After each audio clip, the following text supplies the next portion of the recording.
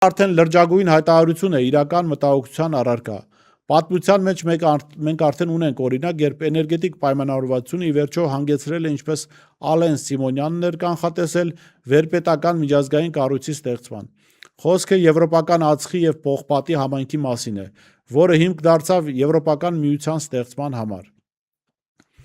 ԵՄ-ի ձևավորման փորձը ցույց է տալիս, որ էներգետիկ ինտեգրացիան կարող է դառնալ վերպետական կառույցների հիմք, սակայն եթե այն տեղի է ունեցել համեմատաբար հավասարակշռված ուժերի միջև, ապա Հայաստան-Ադրբեջան պարագայում նույն գործընթացը ուժերի ակնհայտ անհամաչափության պայմաններում վերածվում է ոչ թե համագործակցության, այլ գերակայության և կախվածության մեխանիզմի։ Ըստ էության, այս իշխանությունները հայտարարելով էներգետիկ համակարգերի միասնականացման մասին հռչակում են ապագա զարգացումների ուղղությունը, այն է, որ Հայաստանն ու Ադրբեջանը դառնալու են մեկ միասնական համակարգի մաս։ Ինչով է վտանգավոր Հայաստանի և Ադրբեջանի էներգետիկ համակարգերի միացումը։